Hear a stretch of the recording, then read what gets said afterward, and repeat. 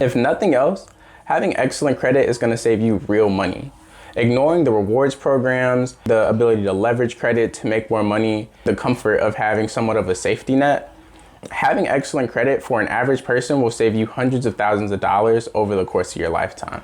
So let's get into how you can start building top tier credit right now.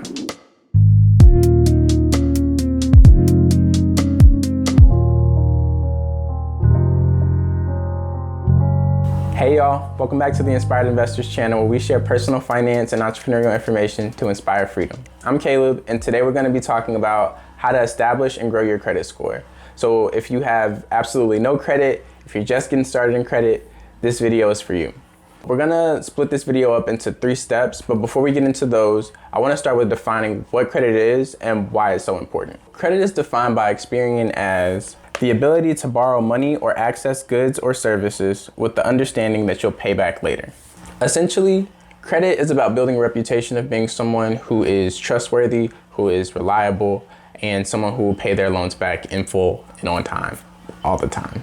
Before we had our current credit scoring system, we actually depended on reputations, right? We're talking about word of mouth. If you built a reputation of being someone who is very trustworthy, everybody who has no problem lending you food, money, whatever it is that you need because they know that they will get paid back. If you built a reputation of being someone who does not pay their loans back on time, the collective that you're a part of would not lend you anything. And so the same thing is still true today. We now have a credit scoring system in which 3 bureaus, Equifax, Experian, and TransUnion, give us a score on a scale of 300 to 850, and sometimes higher. This score is going to be really important when you are going to lenders and asking for a mortgage, for a car loan, for a new credit card, or whatever else you might be asking for. And having excellent credit can open doors for you that cash sometimes just can't. On average, people in the US have a credit score of about 680. Excellent credit is a score of 800 to 850 plus, so 800 and up.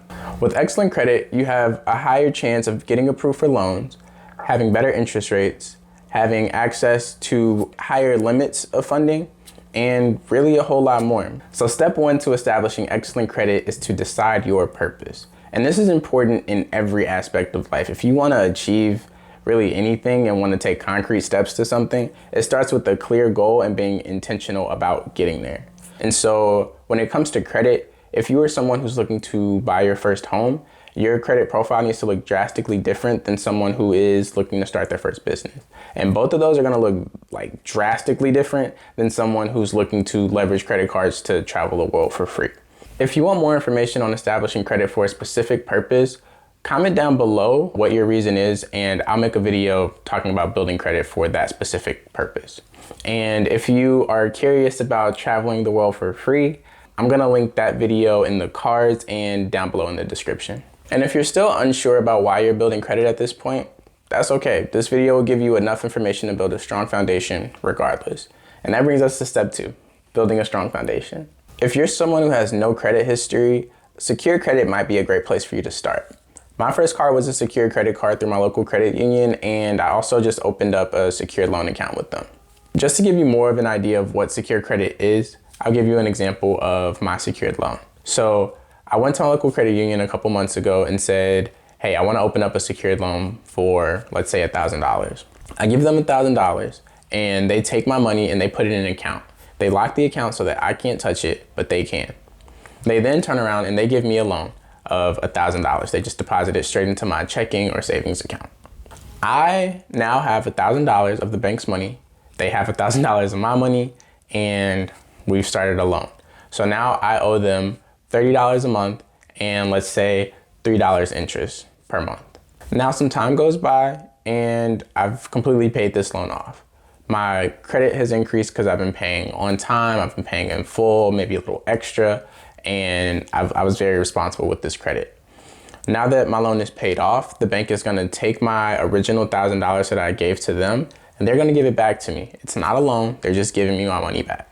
I know this sounds a little silly and I hope the story made sense, but the point is this. It's a low stakes way to begin building credit and showing people that you're trustworthy. You're gonna pay on time and you're gonna pay in full, right?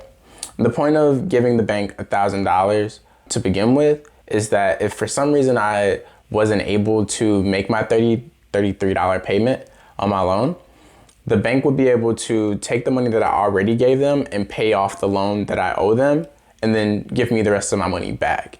And this is a great way to save my credit score from, being completely ruined because I can't pay back the $1,000 loan that I owe the bank.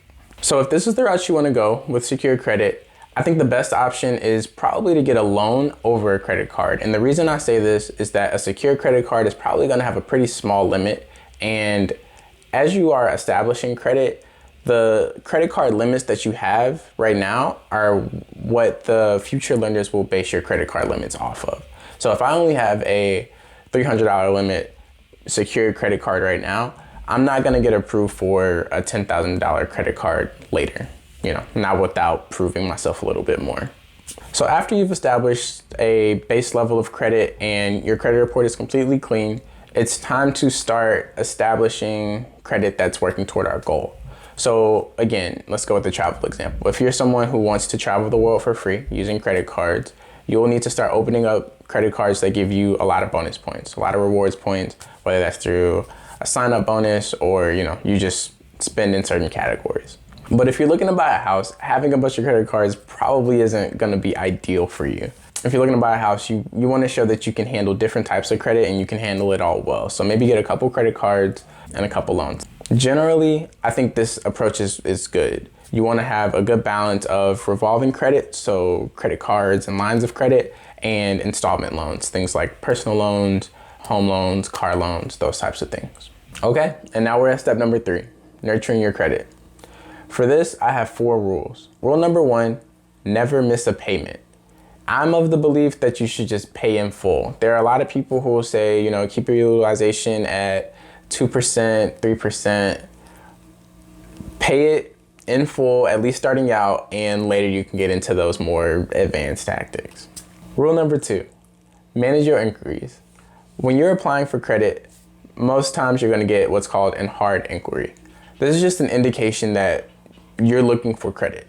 And so to go back to our previous example of, asking the people in your circle for money, if you are asking everyone for money, no one wants to give it to you. A good amount of time to wait between applying for credit is 3 to 6 months. And honestly, I wouldn't go above about 5 inquiries a year if you're just getting started, unless you really know what you're doing. Rule 3, protect your personal information and protect your credit. Don't give anybody your credit card that you don't trust with your life. Yeah, I'm gonna stick with that. Similarly, your personal information, like your social security number, is basically what all this stuff is based around. So if someone has access to that, they have access to your credit and they can ruin it. Also, co-signing for things, co-signing for cars, co-signing for student loans, co-signing for houses, puts you on the hook for someone else paying that credit. And so if they miss a payment, it reflects poorly on you. So don't do that if it's not someone that you really trust. Rule 4, clean your credit and keep it clean. If you have negative accounts, collection accounts on your credit report, those are gonna drag your score down and they're really gonna keep it down. Doesn't really matter how much of this other stuff you do. So if you are in a situation where things are affecting your credit negatively, you need to get those off of your credit as soon as possible. And if you guys are interested, I can make a video on that as well. Just let me know down in the comments if that's something that you'd be interested in. If this video was helpful, be sure to like, subscribe, and share this video with someone else that'll help. Also, check us out on Instagram at Inspired Investors, and be sure to watch the rest of the Credit Matters playlist. We'll continue to add to it as things go along. So thanks for watching, and I'll see you next time.